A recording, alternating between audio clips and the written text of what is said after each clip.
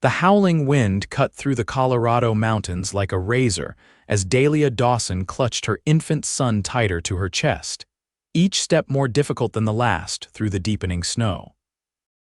Her vision blurred as she stumbled forward, the blizzard of 1879 showing no mercy to a desperate mother trying to reach the nearest town after her stagecoach had overturned. "Just a little further, William," she whispered to her 6-month-old son, her voice barely audible above the storm. "Mama's going to get us somewhere safe." But her body betrayed her determination. 3 days with little food and only melted snow for water had drained what strength remained after childbirth just months ago. Her husband James had been buried 2 weeks prior, pneumonia taking him swiftly and leaving her alone to make the journey west to her sister's home in Colorado Springs. The snow was falling faster now, the temperature dropping as darkness approached. William's cries had grown weaker, and that terrified her more than her own failing strength. When her knees finally buckled beneath her, Dahlia used her last conscious effort to curl her body around her child, sheltering him from the snow with what little warmth she had left. "Please," she prayed to the darkening sky, "send someone. Anyone." As consciousness slipped away, she thought she heard hoofbeats, but dismissed it as her mind playing cruel tricks. The last thing she felt was the soft powder of snow beginning to cover them both. Isaac Yates pulled his hat lower against the driving snow and urged his horse forward. The seasoned cowboy had spent the last 15 years working the ranches of Colorado Territory, and he knew better than to be caught in a blizzard like this one. But the cattle drive had finished earlier than expected, and he'd been determined to make it back to his small cabin before the worst of the storm hit. He'd been wrong about its severity. Very wrong. His horse, Thunder, suddenly tensed beneath him, ears perked forward despite the storm. "What is it, boy?" Isaac leaned forward, squinting into the swirling white. Thunder wasn't one to spook easily, and Isaac had learned to trust the animal's instincts. The horse moved forward cautiously of his own accord, and that's when Isaac saw it, a dark shape half buried in the snow. At first he thought it might be a fallen deer, but as Thunder drew closer, his blood ran cold at the sight of a human form. "Whoa," he called, quickly dismounting and trudging through the knee-deep snow. It was a woman, lying curled on her side. For a moment, he thought he was too late until he heard a faint whimper that wasn't coming from her. With careful hands, he turned her slightly and his heart seized in his chest. Clutched against her was a small bundle, a baby, red-faced and weak, but alive. "Madam." Isaac gently shook the woman's shoulder but received no response. Her skin was frightfully cold, her lips tinged blue. The baby whimpered again, a sound so fragile it might break in the harsh wind. Isaac didn't hesitate. He shrugged off his heavy buffalo coat and carefully wrapped it around both mother and child. The woman's pulse was there, but barely. The baby's cries grew slightly stronger in the sudden warmth. "Live," he whispered fiercely, gathering them both into his arms. "You hear me? You both need to live." Getting them onto Thunder was a challenge, but Isaac managed it, cradling the woman and child in front of him as he mounted. His cabin was still 4 miles away, but it was their only chance. "Come on, Thunder," he urged, turning the horse toward home. "Fastest you've ever gone, boy." Lives depend on it. The journey seemed endless, the wind cutting through Isaac's thin shirt, but he barely felt the cold. His focus remained entirely on the still form in his arms and the tiny life bundled against her. When his cabin finally came into view, relief nearly overwhelmed him. With numb fingers, he dismounted, keeping his precious cargo secure, and kicked open the door. The fire had burned low, but there were still embers. One-handed, he added kindling and blew until flames caught, then laid the woman gently on his bed. The baby had grown quiet, and fear gripped Isaac's heart as he carefully unwrapped the bundle. To his relief, the infant's eyes opened startlingly blue against his reddened face. "There you are, little man," Isaac said softly. "Let's get you warm." He worked methodically, building up the fire, heating water, and finding every blanket he possessed. The woman remained unconscious, her breathing shallow. After checking her for injuries and finding none beyond the cold, he focused on warming her gradually. He removed her frozen outer garments and replaced them with his own dry shirts before piling blankets on top. The baby seemed stronger with warmth and took some warmed goat's milk that Isaac kept for cooking. As he held the child, Isaac studied the woman's face. Even pale and exhausted, she was beautiful dark hair framing delicate features. A gold band on her finger told him she was married, which meant somewhere out there, a husband might be searching for her. "What's your story?" he murmured. "And how did you end up in that snowdrift with your little one?" As if hearing his question, the woman stirred slightly, her eyelids fluttering. "Madam, can you hear me?" Isaac moved closer, still holding the baby. Her eyes opened the same startling blue as her son's, and confusion crossed her face before panic set in. She tried to sit up, reaching desperately. "William, my baby, he's right here," Isaac said quickly, showing her the bundle in his arms. "He's safe. You're both safe." Relief washed over her features, followed immediately by wariness. Who are you? Where am I?" Name's Isaac Yates. "I found you both collapsed in the snow about 4 miles from here. This is my cabin." He carefully handed her the baby, who made a soft cooing sound at his mother's touch. "May I ask your name, madam?" She gathered her child close, visibly relaxing as she confirmed he was unharmed. "Dahlia. Dahlia Dawson, and this is William." Her voice was hoarse and she winced as she spoke. "Thank you for saving us, Mr. Yates. Just Isaac is fine, and you should rest, Mrs. Dawson. You were near frozen when I found you." A shadow crossed her face. It's just Miss Dawson now." "My husband passed 2 weeks ago." Isaac nodded solemnly. "I'm sorry for your loss. Was he traveling with you?" "No, we buried him in Kansas City. I was continuing on to my sister's home in Colorado Springs when our stagecoach overturned in the storm. The driver and other passengers went for help, but I couldn't keep up with William." Her eyes grew distant. "I thought we were going to die out there." "Well, you didn't," Isaac said firmly, "and now you're going to rest and recover. This storm isn't letting up anytime soon, so you're stuck with me for at least a few days." Dahlia's eyes met his, and something passed between them: gratitude, understanding, and something else Isaac couldn't quite name. "Thank you," she whispered again. Isaac nodded, feeling strangely affected by her gaze. "Get some sleep. I'll be right here if you need anything." As Dahlia drifted back to sleep with William nestled beside her, Isaac sat in his chair by the fire, wondering how his solitary life had changed so completely in the span of a few hours. The next morning, Isaac awoke with a stiff neck from sleeping in his chair. His first instinct was to check on his guests. Dahlia was still sleeping, but the baby was awake, making quiet noises that threatened to become cries. Moving silently, Isaac lifted William from the bed, careful not to wake Dahlia. "Morning, little man. Let's let your mama rest a bit longer." He prepared more warm milk for William, marveling at how naturally it came to him to care for an infant despite never having done so before. The baby watched him with curious eyes as Isaac spoke softly about ranch life and the herd of cattle he helped manage. "Not that you understand a word I'm saying," Isaac chuckled, "but a man gets used to talking to himself out here. It's nice having someone listen for a change, even if you're just waiting for your breakfast."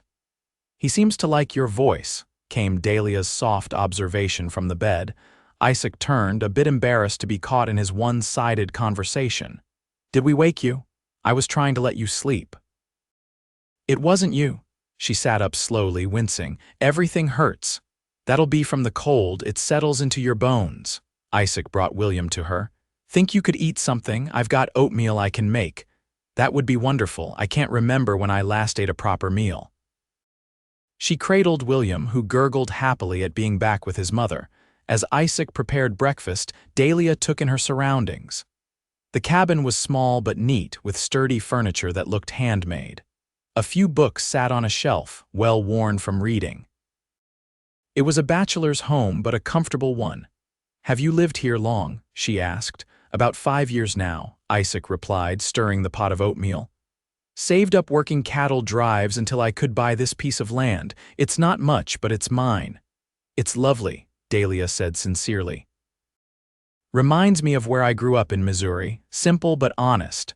Isaac brought her a bowl of oatmeal with a spoonful of honey drizzled on top. It's nothing fancy. After nearly freezing to death, this looks like a feast. She took a spoonful and closed her eyes in appreciation. Perfect. They ate in comfortable silence, interrupted only by William's occasional noises. Outside, the storm continued unabated, wind whistling around the cabin's solid walls. "How long do these storms usually last?" Dahlia finally asked, setting aside her empty bowl. "This time of year could be days." "We're stuck until it passes, I'm afraid." He hesitated. "Once it clears, I can take you to Colorado Springs to find your sister." Dahlia nodded, but Isaac noticed a flicker of uncertainty cross her face. "Is something wrong?" she sighed, adjusting William in her arms. "My sister doesn't exactly know I'm coming. After James died, I wrote to her, but there wasn't time to receive a reply before I had to leave our lodgings." She bit her lip. "I'm not even certain she'll have room for us. She married a banker last year, but I've never met him." Isaac considered this. "Well, you've got time to figure it out. You're welcome here until you decide what's best for you and William." "You're very kind to strangers, Mr. Yates." "Isaac," he corrected gently. "And out here, kindness isn't optional. We all need help sometimes." As the day wore on, Dahlia regained some of her strength. Isaac found one of his shirts that she could wear while her clothes dried by the fire. The sight of her in his faded blue shirt, sleeves rolled up as she cradled William, stirred something unexpected in him. They talked easily, sharing stories of their lives. Dahlia had been a schoolteacher before marrying James, who'd been a clerk in a dry goods store. They'd planned to start fresh in Colorado after struggling in Missouri. "James always dreamed of the West," she explained. "He wanted to open his own store eventually when he fell ill." Her voice trailed off. "I'm sorry," Isaac said quietly. "Losing someone you love is never easy." She looked at him curiously. "Have you lost someone, Isaac?" He nodded, stoking the fire. "My parents when I was 19. Cholera took them both within days of each other. I headed west after that with nothing but my horse and the clothes on my back. And now you have this place. And now I have this place," he agreed with a small smile. "It's enough for me." But as he said it, Isaac realized that for the first time in years, his solitary existence didn't seem quite so satisfying. The storm continued for 3 days, during which a routine developed between them. Isaac tended to his few animals in the barn, a milk cow, his horse, and 2 goats, while Dahlia kept the cabin tidy and cared for William. In the evenings, they sat by the fire, talking until late. Isaac found himself sharing thoughts he'd never voiced to another soul, and Dahlia seemed to find comfort in having someone who truly listened. On the 4th morning, Isaac opened the door to brilliant sunshine reflecting off pristine snow. The storm had finally broken. "It's beautiful," Dahlia said, coming to stand beside him with William in her arms. The baby blinked at the brightness, his tiny hand reaching toward the light. "It is," Isaac agreed, though he wasn't looking at the snow-covered landscape. He was watching the sunlight illuminate Dahlia's face, bringing color to her cheeks and a sparkle to her eyes that made his heart skip. "I suppose we should think about traveling to Colorado Springs soon," she said, though without much enthusiasm. Isaac nodded, surprising himself with his reluctance. "The trails will need a day or 2 to become passable, no rush." Relief crossed her features. "Good, I mean that's sensible." Their eyes met, and for a moment neither spoke. William broke the silence with a happy squeal, reaching toward Isaac as he often did now. "May I?" Isaac asked, holding out his arms. Dahlia handed him the baby, their fingers brushing in the exchange. "He's grown quite attached to you." "The feeling's mutual," Isaac admitted, bouncing William gently. "Never thought I had much talent with children, but this little man is changing my mind." "You're a natural," Dahlia said softly. "You would make a wonderful father someday." The words hung between them, loaded with unspoken possibilities. Isaac cleared his throat. I should check on the animals. They'll be eager for fresh air after being cooped up. As he stepped outside with William still in his arms, Isaac took a deep breath of the crisp air.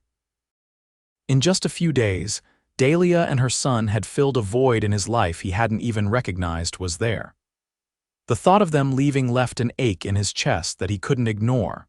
Later that day, as Isaac chopped more firewood, Dahlia approached him, determination in her stride. "Isaac, I need to speak with you about something important." He set down his axe, wiping sweat from his brow despite the cold. "Of course, is everything all right?" "Yes, well, no, I mean." She took a deep breath. "I've been thinking about what happens next. Going to my sister's feels like the proper thing to do, but the truth is, we barely know each other anymore. Her husband might not welcome a widow and baby disrupting their life." Isaac nodded, waiting for her to continue. "I have some money saved," she went on. "Not much, but enough to start somewhere. I was a good teacher and I could be again." She hesitated. "What I'm trying to ask is, do you know if there might be work for someone like me near here, a place where William and I could build a life?" Hope flared in Isaac's chest, but he tempered it with practicality. "The nearest proper town is Silver Creek, about 10 miles south. They've got a growing school. Last I heard, they were looking for teachers." Dahlia's eyes brightened. "Really, that sounds perfect."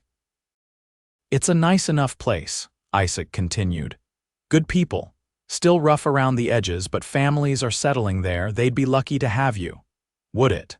Would it be too presumptuous to ask if we might stay here a bit longer, just until I can arrange something in Silver Creek?"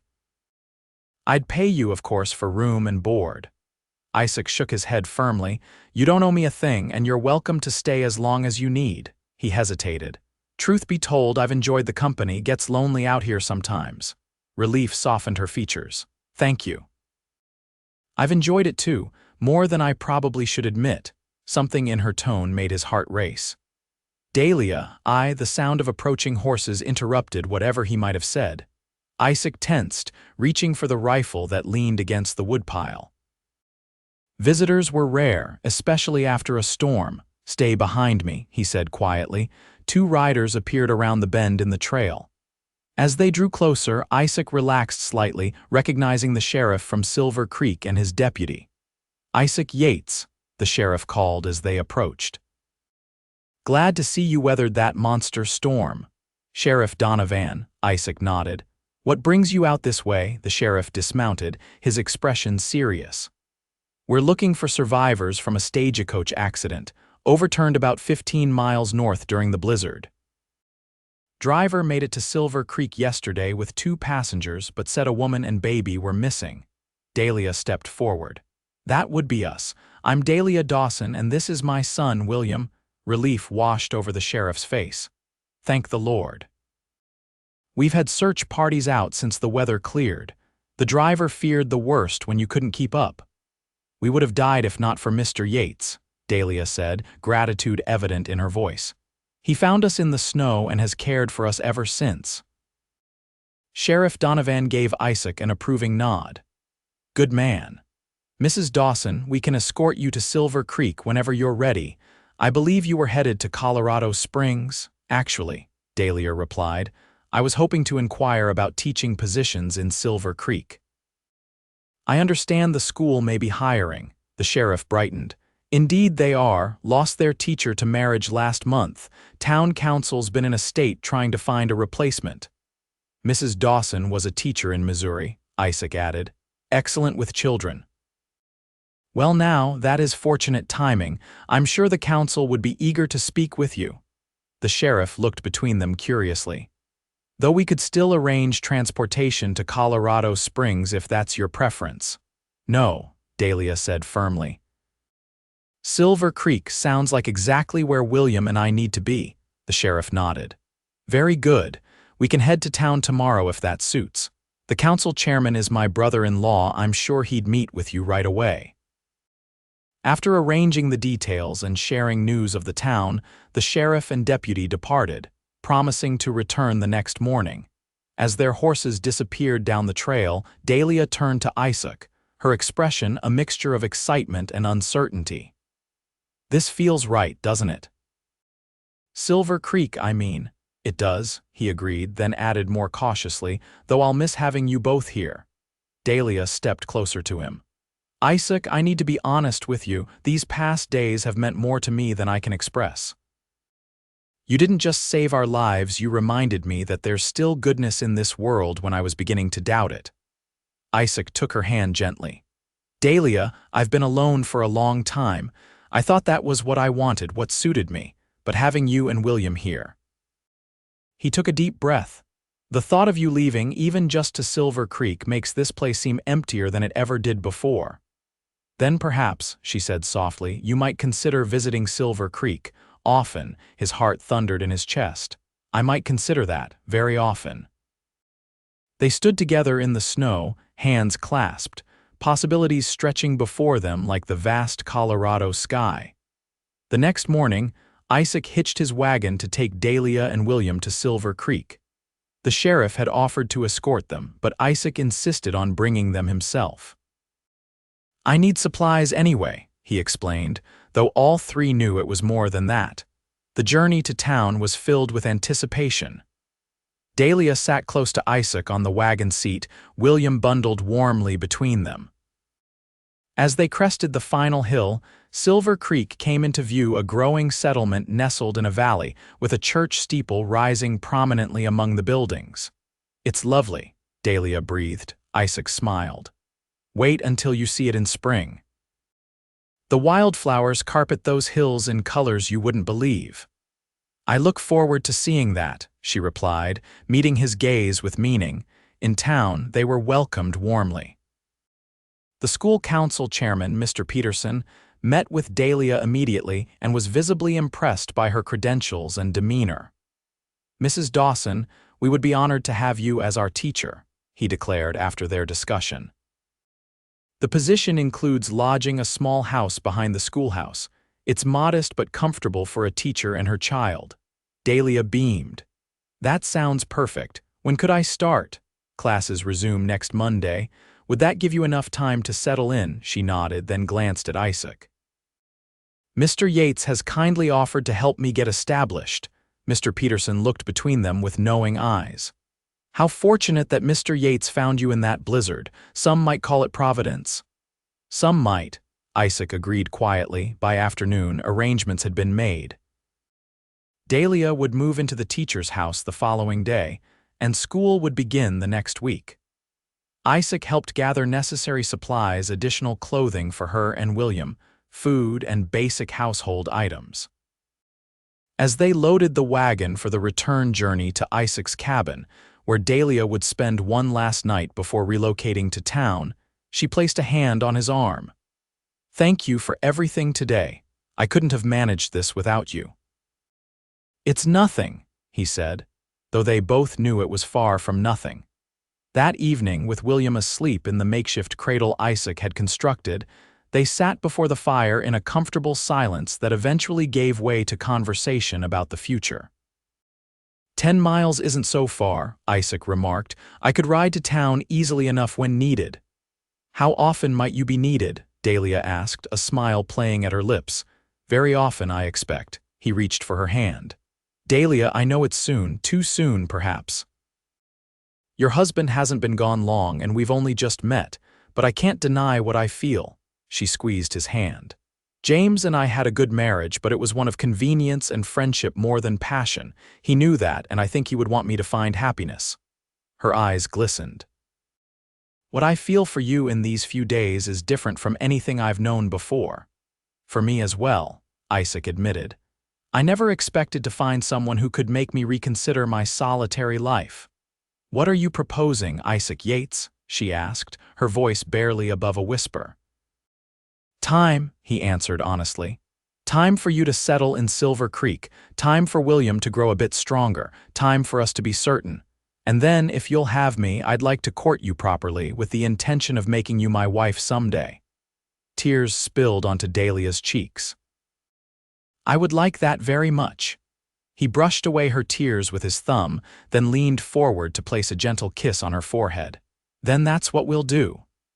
The next morning brought a bittersweet parting as Isaac delivered Dahlia and William to their new home in Silver Creek. The teacher's house, though small, was charming, freshly painted white with blue shutters and a welcoming front porch. "It's perfect," Dahlia declared as they carried in her few belongings. Isaac lingered until every box was unpacked and every piece of furniture arranged to Dahlia's satisfaction. When there was nothing more to be done, he stood awkwardly by the door. "I suppose I should head back." Dahlia approached him, William in her arms. "You'll come for Sunday dinner?" "Try and stop me," he smiled, then bent to kiss William's forehead. The baby grabbed his finger, refusing to let go until Isaac gently tickled his palm. "He'll miss you," Dahlia said, "and I him." Isaac met her eyes. "And his mother." "Come back soon," she whispered. With a tip of his hat and a promise to return, Isaac departed, his heart lighter than it had been in years despite the temporary separation. True to his word, Isaac returned that Sunday and every Sunday after. Soon he was visiting twice, then 3 times a week. The people of Silver Creek watched with knowing smiles as the quiet rancher became a regular fixture in town, always heading straight for the teacher's house with flowers or small gifts for baby William. Dahlia flourished as the schoolteacher, beloved by her students and their parents alike. William grew stronger each day, reaching milestones that Dahlia joyfully shared with Isaac. 6 months after they had met in that fateful blizzard, Isaac took Dahlia on a ride to show her a piece of land he'd purchased halfway between his cabin and Silver Creek. "What do you think?" he asked as they stood on a gentle rise overlooking a meadow bordered by pine trees. A small stream cut through the property, catching the summer sunlight. "It's beautiful," she breathed. "But why did you buy more land?" Isaac took her hands in his. "Because my cabin is too small for a family and your house in town belongs to the school. But this land, this could be ours." Comprehension dawned in her eyes. "Isaac." From his pocket, he withdrew a simple gold ring. "Dahlia Dawson, when I found you and William in that blizzard, I whispered for you to live. What I didn't know then was that you would bring me to life as well." His voice grew husky with emotion. "I love you, and I love William as if he were my own son. Would you do me the honor of becoming my wife?" Tears spilled down her cheeks as she nodded. "Yes, with all my heart, yes."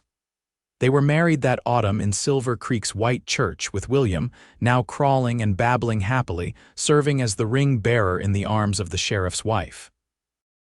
The entire town attended, celebrating the union that had begun with a desperate rescue in a blinding snowstorm. By the following spring, a sturdy house stood on their new land. Dahlia continued teaching, bringing William with her to school each day. Isaac managed both his original property and their new homestead, building a reputation for the finest horses in the territory. One evening, as they sat on their porch watching the sunset paint the sky in brilliant hues, William toddling around the yard chasing fireflies, Dahlia leaned against Isaac's shoulder. "You ever think about that day in the blizzard?" she asked softly. "How close we came to never knowing all of this." Isaac pulled her closer. "I think about it often, how thunder sensed you there in the snow, how William's cry guided me to you both." He kissed the top of her head. "Some might call it luck. And what do you call it?" she asked, looking up at him. "Destiny," he replied simply. "Some souls are meant to find each other, no matter what stands in their way." As if hearing his name, William ran to them, arms outstretched. Isaac lifted him onto his lap, and the boy settled contentedly between them, his eyelids growing heavy with sleep. "I have something to tell you," Dahlia said, a secretive smile playing at her lips. Isaac raised an eyebrow. "Oh," she took his hand and placed it gently on her stomach. "William is going to be a big brother come winter." Joy flooded Isaac's features as he gathered his family close. "A baby." "Are you certain?" "Quite certain," she laughed. "Dr. Miller confirmed it yesterday." Isaac's eyes glistened with tears. "I never imagined I could be this happy." "Nor I," Dahlia whispered, leaning in to kiss him. As night fell over their home, the little family remained on the porch, William asleep in Isaac's arms, Dahlia nestled against his side. The stars emerged one by one, witnesses to a love that had begun with a whispered plea in a blizzard, and grown into something as vast and enduring as the Colorado sky above them. "Live," Isaac had urged them both that day, not knowing that in saving them, he was saving himself as well, finding a life richer and more complete than he had ever dared to dream.